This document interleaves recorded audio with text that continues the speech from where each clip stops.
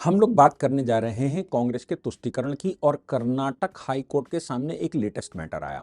Karnataka high court का जो latest matter आया वो एक पूरी बस्ती को लेकर है। एक खदान है, उस खदान को सरकार ने बंद कर दिया, अपना करती रही होगी। उसके बाद वहां एक बस्ती बस गई, 300 परिवार वहां रहने लगे। आप सोचिए, 300 परिवार रहने लगे। सरकार को जब पता लगा तो सरकारी अधिकारियों ने, जिनको उसकी वाटर लॉजिंग और इसकी आवश्यकता रही होगी या जो रिस्पॉन्सिबल लोग होंगे, उन्होंने वहां बुलडोजर चलवा दिया। कर्नाटक में कांग्रेस की सरकार है, एक बात ध्यान रखिएगा, कांग्रेस की सरकार के टाइम पर वहां चल गया बुलडोजर। अब बुलडोजर चल गया, बस्ती, अच्छा जो बस्ती बसाई गई थी उसके नाम भी लोगों ने वहां रख लिए थे। आप सोचो कि बस्ती के नाम क्या रखे गए, वसीम कॉलोनी और फकीर कॉलोनी।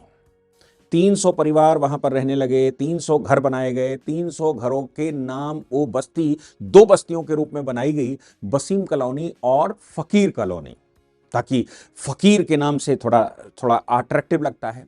सरकार ने 20 दिसंबर 2025 को, यानी कि अभी, वहां बुलडोजर चलाकर गिरवा दिया वहां की लोकल अथॉरिटीज ने।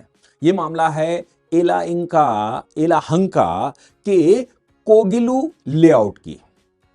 चलिए, गिरा दिया, कोई समस्या नहीं है, गिराना सरकार का काम है।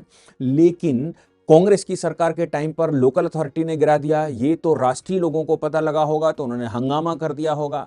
अब इसका तरीका क्या निकाला जाए कि उनको कैसे बचाया जाए। वहां लोगों का दावा है, जो वहां के लोकल इनहेबिटेंट हैं, ओरिजिनल इनहेबिटेंट हैं, उनका दावा है कि ये जो बस्ती जिसकी बात की जा रही है, ये बस्ती में मोस्टली बांग्लादेशी बसे हुए थे। ये बांग्लादेशियों को और इन लीगल इमिग्रेंट्स को, यानी कि रोहिंग्या और बांग्लादेशियों की बस्ती बसाई गई थी। एक दूर कहीं दराज में पड़ा था, वहां ये इन्होंने अपनी चादर उधर टाल के रहने लगे और बस हो गया। सरकार ने पता किया तो गिरा दिया तो अब उनको कैसे कॉम्पनसेट किया जाए, इसका तरीका समझिए कि सरकार कितनी इंटेलिजेंट है कर्नाटक की। कर्नाटक की सरकार ने पहले तो एक मुकदमा डलवाया हाई कोर्ट में।